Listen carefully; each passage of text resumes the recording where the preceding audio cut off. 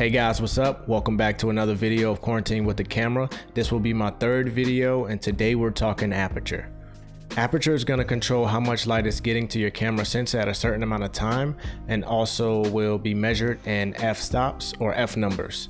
I don't want you to get too tied up in the f-numbers and the f-stops currently. Just understand that a lower f-number means more light in your images, and a higher f-number means less light in your images. Now, another thing that your aperture controls is the depth of field in your images.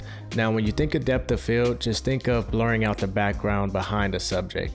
So when you have your lower f-numbers like 1.8, 2.8, you're gonna see the background blurred out, or your foreground if your subject is behind what you wanna blur out, and that will allow you to do that when you're working your aperture.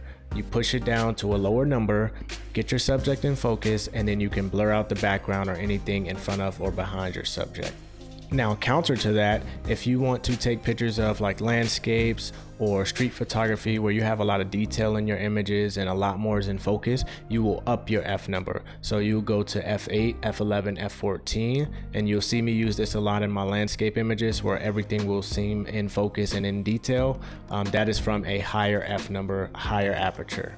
Now, one thing I think is important to note when talking about aperture is to be careful when you're using your autofocus, because you can miss your point sometimes.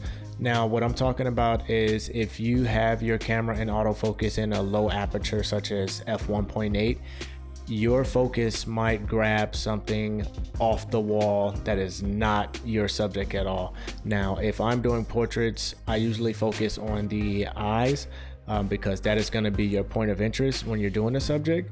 But if you're doing something else and your subject is a couple feet off from where you want to blur out, your autofocus may grab that thing that you don't want in focus instead of your subject. So anytime you can, or when you learn to and you're comfortable to, switch into manual focus so you know you're getting your subject that you want in focus every time.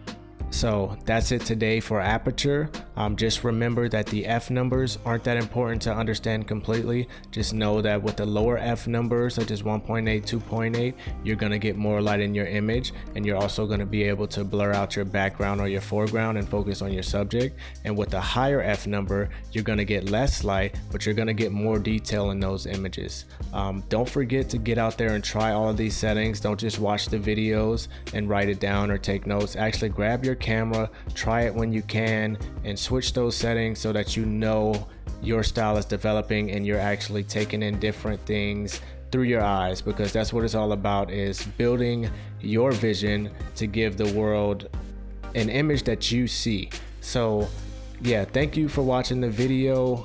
Don't forget to like and comment, share this video if you can on all social media sites that you have. Don't forget to subscribe. With those subscriptions, I can expand my channel and help to get this content out to a lot more people. So I appreciate everyone viewing today. Until next time on Quarantine with the Camera, I'm out, and I'll catch y'all next time. Peace.